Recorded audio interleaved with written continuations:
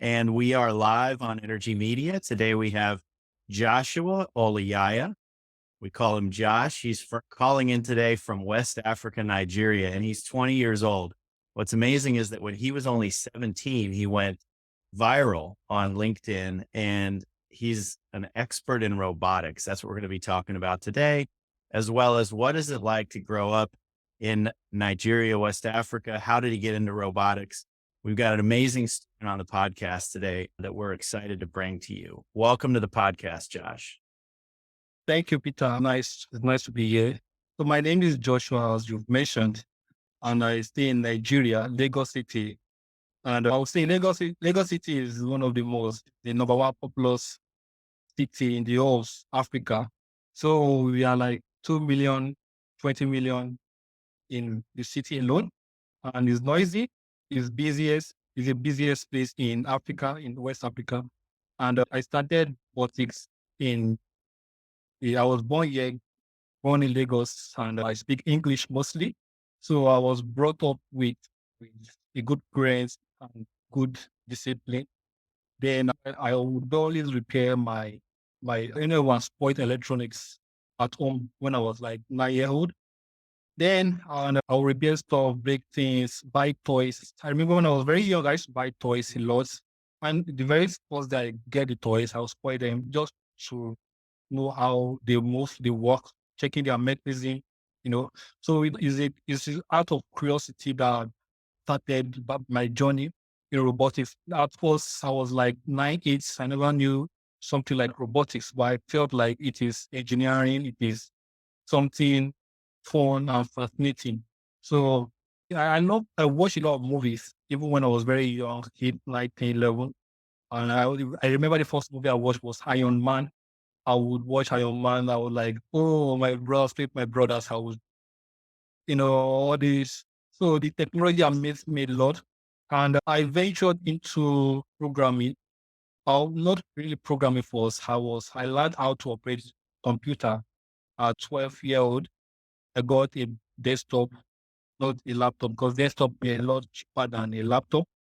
And I learned how to use Microsoft Word, PowerPoint, and I was very good at typing. I think then I was trying to improve myself in typewriting, and I went very good with that. And then that period of time, I have a talent, a natural talent, a gifted talent. I could draw. So it's more, I would say great artists are great engineers. So I think that was what gave me the spirit and the audacity to venture into engineering, which is robotics. When I was during the period of learning how to Microsoft or typing, I was heading to the senior high school. It's called SS1, senior secondary school one. And I was after a year later, I was elected the president of Jet Club. Then after I was elected the laboratory management prefect of the chemistry laboratory. So, and as a president of Jet Club, I needed to participate in competition in either national or international. I needed to participate. And most of this competition requires coding. And before I was elected the president of Jet Club, I used to do electronics. Like I don't do anything software development or even coding. I was very good in terms of building something purely electrical or electronics. Then right now, when you're incorporating coding into electronics, that is what they call robotics, computer, electrical, and mechanical. And I learned, we didn't have, because of it was a government school, they didn't have enough funds to get a professional teacher to teach us programming. So they knew I was very talented at first. That is why the very first time I was elected the president of Tech Club, because they knew I was very talented. And they gave me the school laptop to practice even more. So I took the school laptop. Was at first I was learning how to code Scratch. So Scratch is a block like coding app for developing games. Then when they saw I was very good, then they asked me to, this was we a team, but I was a group, I was the team leader. So they asked me to go for Python. I was very fascinated. Between the months, I already learned how to code with Python. as a self-taught. And a month after that, 1 month later, it was 2 weeks, a week close to the competition.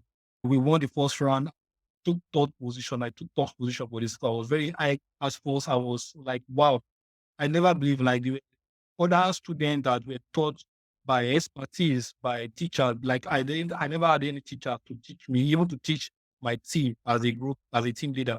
So, and I was encouraged. I was encouraged by the teachers, by almost all the teachers in the school, because I was known as a prefect, the president of Jet Club, and also taking third position for my school for the first time in programming. It was the first time in the school.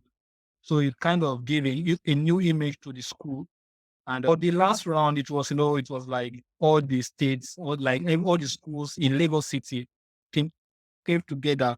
But at the end of the day, I will lose, but it was worth it. I learned a lot, and they encouraged me. The encouragement made me they encouraged me to venture into programming, coding, and I started. That was when I started with embedded system programming with electronics. Then was just I developed my first game, my first application, and the application was a mobile app for school. So you don't need to buy your textbook outside, or you don't need to buy it hard copy. Hard copy. So this app is like all your textbook are in the app. You just need to download the app from Play Store, and then you read for free. But those are the things I learned from. I learned by myself. Then it was out that period of the completion. So my graduation, I was in SS3. That was like they call it grade 12 in the Western world. So I graduated at the age of 16.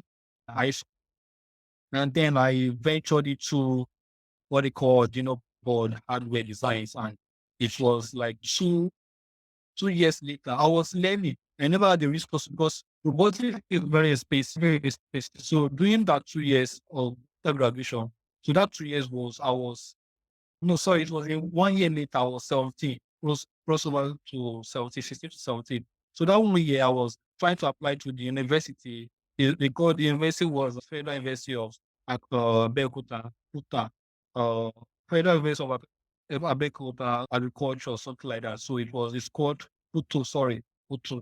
So, and I was admitted as first because of, I did well in the jam, I did well. I didn't, the final examination was not really accepted. Then that period of learning and saving money to build hardware, I had to get my first project. The first project I built was my autonomous driveless car. It's called driveless car. So it was like a small prototype. Then I was like trying to figure out how to display my talents that we capture so many people on social media, because I really need to show other people on social media what I'm about to do, because I believe that way I can connect with people. I can get opportunities for myself. Then I came up with an idea. Okay, why can't I develop this robot that will solve disabled people? That will be a solution to disabled people. So then that was when I developed during my 1 year of learning, trying to save money to get the tools, the sensors. Then just like that 1 year, I've already prepared everything, the batteries. Then I built it in a day, was in the midnight, and I tested it in the midnight. And the same midnight, I recorded the video, posted it on LinkedIn. Just like the next day in the morning, I saw that I went by. Like it was just 1 week after I joined LinkedIn. So the very day I joined LinkedIn, a week later, I went viral.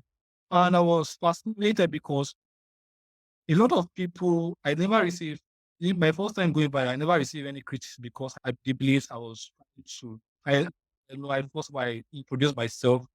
So there was a lot of encouragement. I was like impressed of myself. I was like, I was motivated by a lot of people, reached almost half a million views.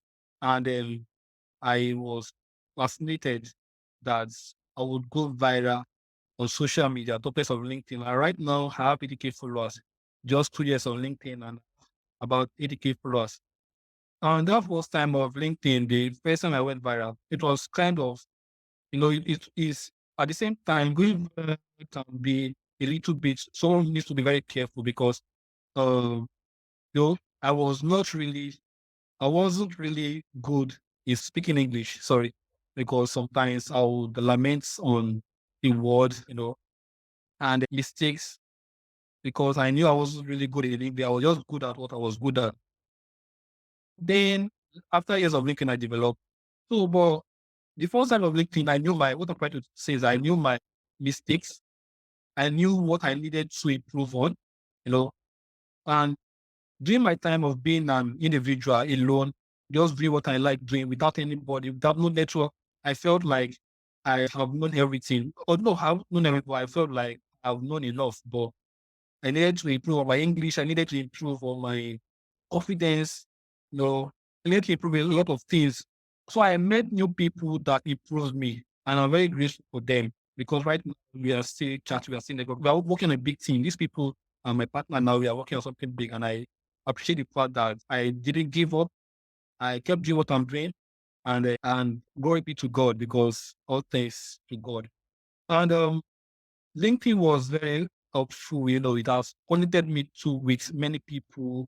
BC, Tesla, robotics, agility robotics, go again, Silverbird, some of the top news media company in Africa, in Nigeria, I would say. So a lot of people are connected with me, and right now I'm trying to. Very soon, I'm launching a company called Afribotic Innovation. So the company we should go is to energize people's journey, mobilize people's journey, and innovate people's journey. So innovate your world, we energize their world, and we mobilize their journey. So that is a company that hopefully 2 years later to be one of the top 10 manufacturing robotics company in Africa. So I'm working towards that very soon. It has started, but I'm trying to network, collaborate with other leaders I've networked with past time, and hopefully with their collaboration, I could be able to do even bigger things ahead. That's an amazing story. So I want to, a lot of things to unpack there. Let's go back to from going viral on LinkedIn. You mentioned some different companies reached out to you. Break that down. Which companies were those and whatever came out of that? It sounds like that's also turning into now you starting a company in robotics. So talk a little more about that. Okay, so the first company I reached out to me was Motor. So it's one of the world's leading manufacturing company in aerospace technology, and they're based in China. So they sent me a message to offer fully sponsorship, like long-term sponsorship on propulsion system from my drone technology and drone. At some time, there's a company, an aerospace company I'm trying to run, where we'll be building flying cars. So through Team Motor, we can partner together. So they gave me long-term sponsorship, and right now they are still sponsoring me. We chat a lot with their team there. The other company was Agility Robotics. So they recommended me on my post that I'm doing a well done job. You know, they followed me, the company followed me. And this Agility Robotics, the same ro- the same company that partner with Boston Dynamics. So Agility Robotics, they are the one that make the robot dog. We all know that. And the other company was Anybotics. So I was trying to like learn more, and I got a response from Anybotics, and they were impressed. I think I shared the email response from Anybotics. They were willing to give me an internship to come over, but because of the restriction from the government, they can't give visa sponsorship to people, and I had to find other ways to get visa sponsorship. And they gave me other ways, maybe through school. And I never had the intention of going to school. And even if I had intention, but it's kind of very hard for me because I don't even have any intention going to school right now, maybe later. So, but I see network with people at robotics, and anytime they are willing to accept me when I'm at Singapore, I think it's a country close to the UK to to enroll for my internship. So they said, the other company is Tesla. So I was just posting, and all of a sudden I got a email. I think I posted it like few hours ago again. He definitely reached out to me, and it was a senior recruiter at Tesla, and they wanted to give me a role as a robotic specialist technician. After, it was 2 months of processing, I wanted to have a meeting with their team at California, but they asked us to wait. They needed to confirm the immigration enrollments, even fit if they can, that I could be sponsored of visas, like visa sponsorship for the team. Then 2 months of waiting for a reply, I got the response that the rule wasn't suited for a visa sponsorship, that I needed to pick another role that as but though it wasn't an happy moment, but I think the fact that Tesla would reach out to someone like me in Nigeria, you know, someone like me in Nigeria. But they advised me to enroll for engineering rules that have engineering at the back of their name. I applied, but I think they kept telling me that they have someone best fit for the role, which I believe that I'm very perfect for that, because it is what I do every day of my life. So, but they kept giving me the same message that someone is fit for the role. But, but yes, Keynes, fortunately, experience matters a lot. I need to learn why I'm building. So I think one day I'll work at Tesla while some experience at their company. That's And the awesome. other company, yes, yes, thank you very much.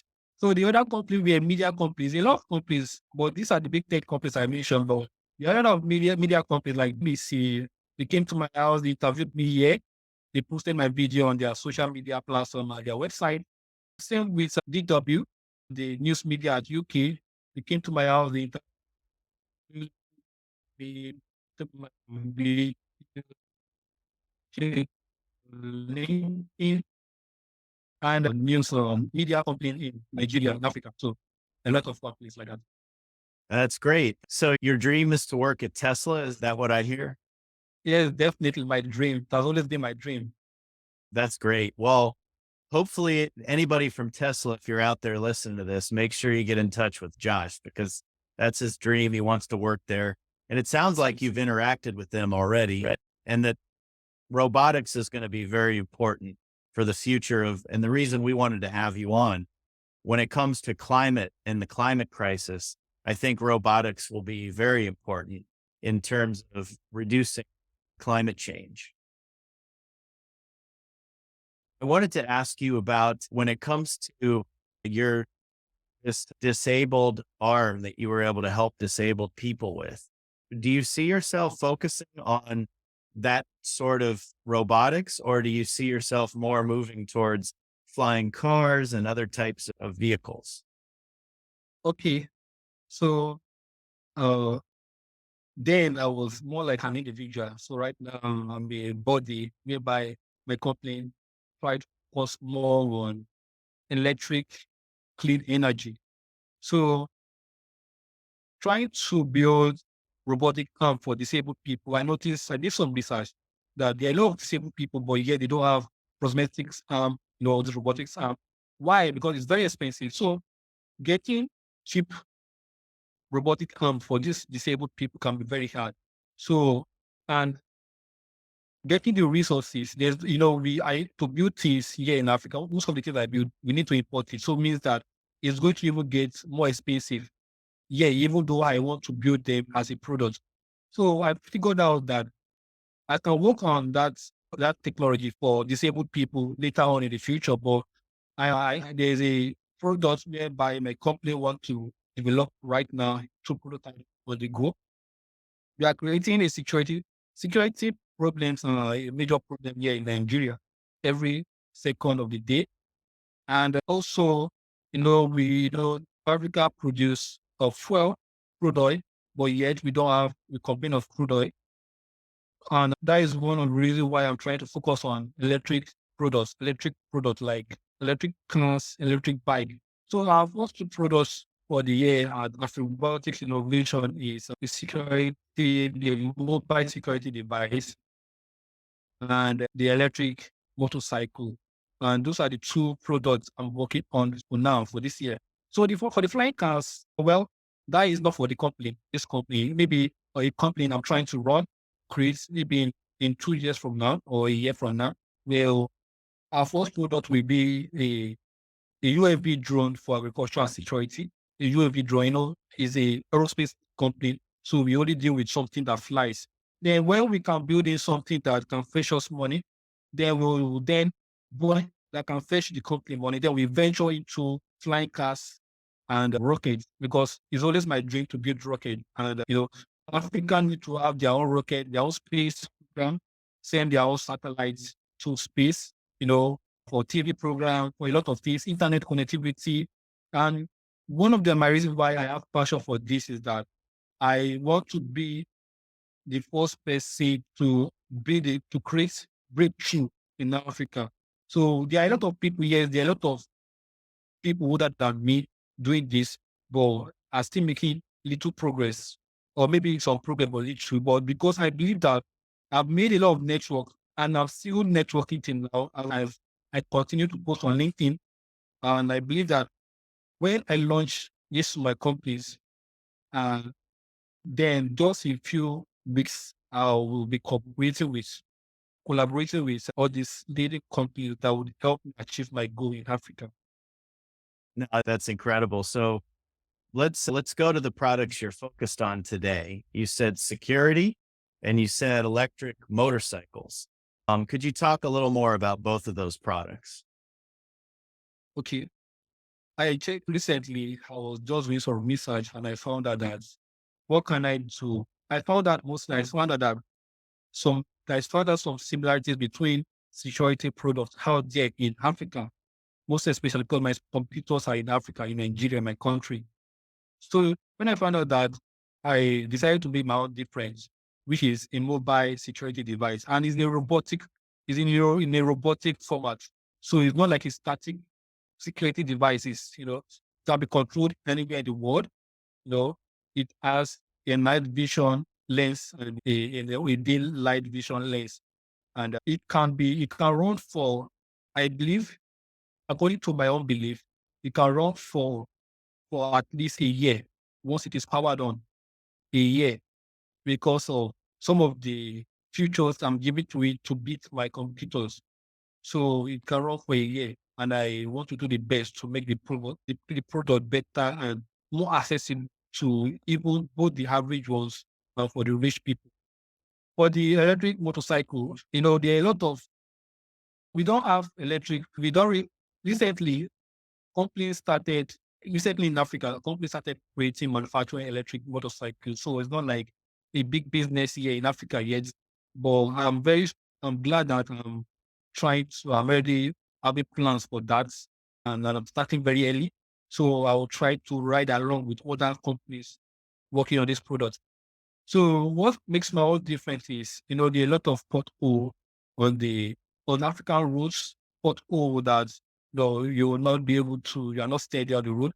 So there are going to be a built-in sensors that kind of slow the motorcycle down, when there's an upcoming pothole in front of it. So when there's a pothole, it slows down. You don't need to slow it down. There are some people, there are a lot of different, there are road accidents caused by humans, and now they're incorporating AI. So why needing AI? Well, you can just use some simple techniques, you know, to make sure to avoid road accidents. Pothole in Africa, I don't know for the Western world, but pothole in Africa are one of the major causes of accident here in Africa.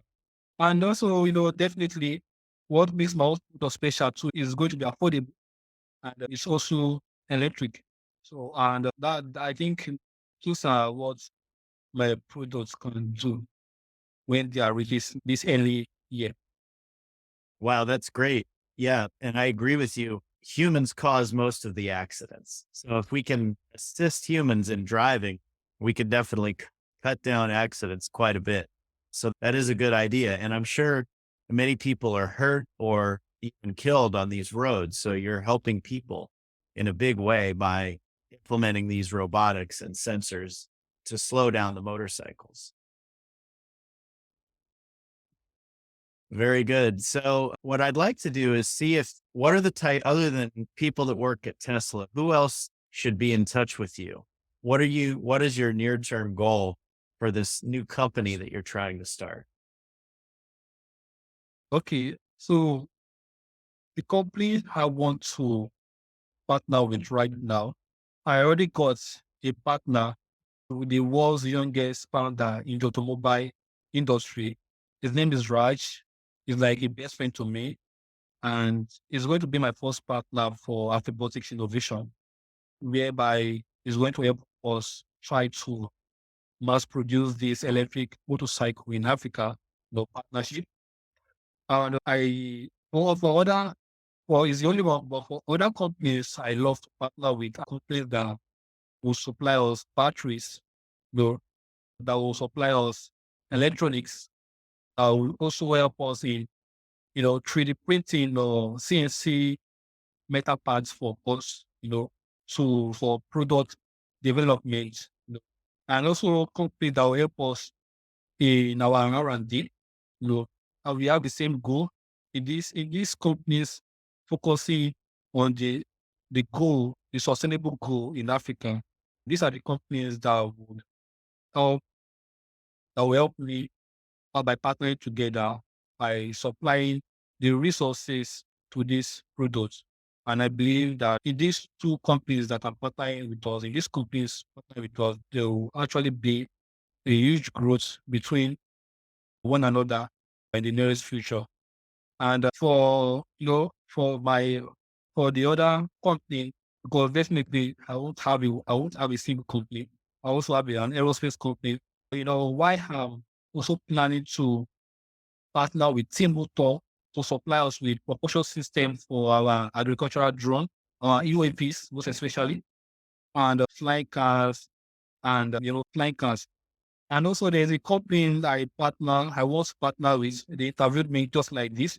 Is they call them the aerospace SIG. So they kind of have out there when I attended the interview, I was speaking in front of NASA, in front of Blue Origin. And I believe that when I want to set up my aerospace company, I would partner with T-Motor, partner with SIG, aerospace SIG.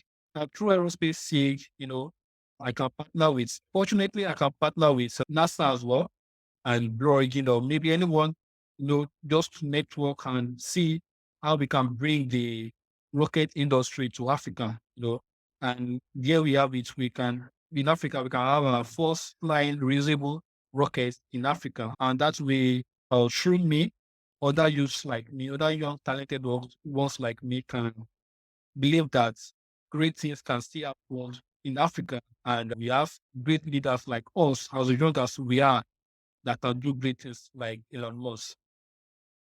That's right. I agree. Great things can happen in Africa, and it will be a growing continent with so many vibrant companies. And also, the youth of Africa is very important because what you see is that in other countries, the population is getting older. So you have to look at places where the population is younger, like Africa and like India is another place where the population is younger. And over the next 50 years, you're going to see incredible growth from these areas. Well, Josh, this has really been a pleasure having you on Energy Superhero, and you are an energy superhero. Thank you for being on. And we look Yes. forward to following what you're doing. And I hope that any people out there from companies in the aerospace sector or in the robotics sector or even artificial intelligence will reach out to Josh on LinkedIn and make sure that you support his efforts in trying to grow his businesses. Josh, thanks for being on. Thank you very much for this invitation. And I'm very happy that I could tell my story in front of you and in front of others watching me. Thank you very much for reaching out. I appreciate that.